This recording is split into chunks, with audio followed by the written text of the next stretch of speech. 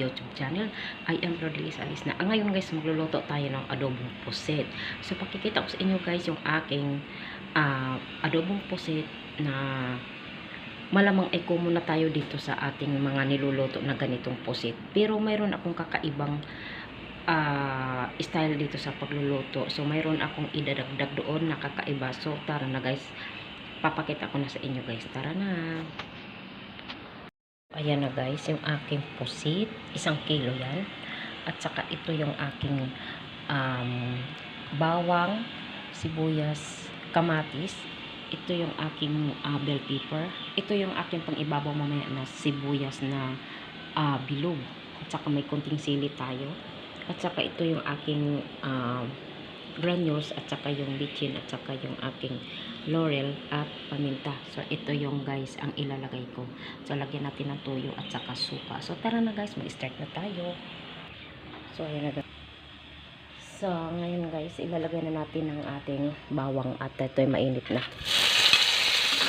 Nakaready na yung aking ilalagay na ano. Sinurito ko na rin yung aking saging na saba. So yun ang pagkakaiba guys.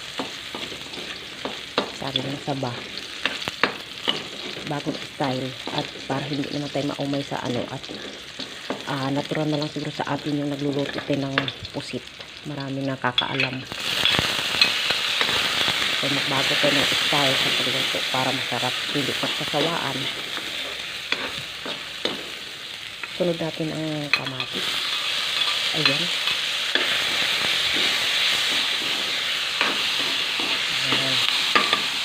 Antayin natin yan guys, madurog ng konti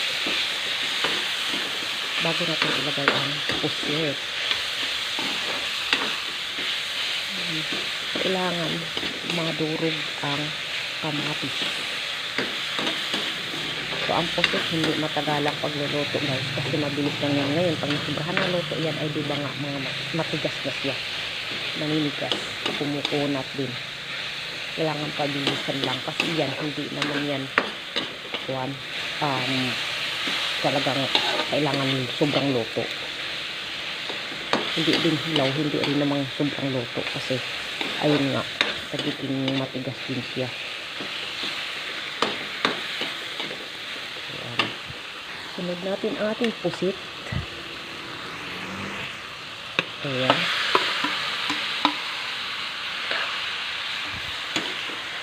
Ayan, in-slice ko yan guys ng kilo. Hindi siya masyadong malalaki ang pagkahiwa. Maninipis lang. Kasi malalaking pusit yung binili ko. Ayan. So, lagyan natin ng toyo. Ayan, titimplahan na natin siya guys habang sinasangkot siya natin siya. Kasi, para yung lasa ay pumunta sa ating pusit. Lagyan natin guys ng oyster sauce. So ang oyster sauce ang hindi ko napakita sa kanina, pero ito na nga ang lalagyan na natin. Simutin natin, sayang mahal ang mga bilihin kung hindi tayo magsimot niyan. So hahalukayin lang natin hanggang sa ano. Ayan, nagkukusang sabaw yan guys ang pusit. So no need add din yan pagkakaano. Pero kung kailangan din naman lagyan ng konti, lalagyan. Lagay natin yung mga sangkap guys, ito. Ayan, so pwede nang pagsabay-sabayin yan mga guys. Ayan. Kita nyo yan mamaya guys, magkakaroon ng sabaw yan.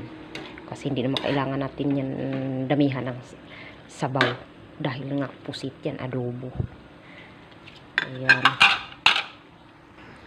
Nagdagan natin siya ng ano guys, tuyo konti.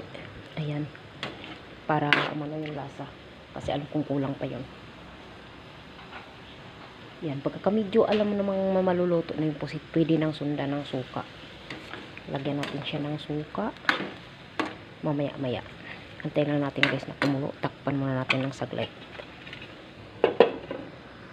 Lagyan natin siya ng suka guys, kunti lang. Ayan. So, tingnan mo guys, nagkaroon siya ng sabaw. Antayin natin yan na kumunti ang sabaw niya guys. Dumami eh. Ayan. Guys, lagay natin yung ating bell pepper. Ayan. At saka sili. Ayan, sili red. Para may medyo anghang. Ilagay natin tong saging, guys. Ayan, ito yung aking sinasabi ng saging. 'Di ba? Kakaiba siya. Ayan. So, sa halip na minsan kasi yung iba asukal para sumarap din, tumamis ng konti.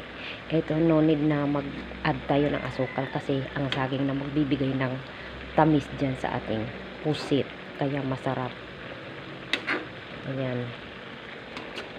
So, hayaan natin yan, guys. So, ayan na, guys. Okay na yan siya. So, ayun. Lalagyan natin ngayon ng ating bilog na sibuyas. So, ganyanin natin. Malinis naman ang kamay ko, guys. Ayan.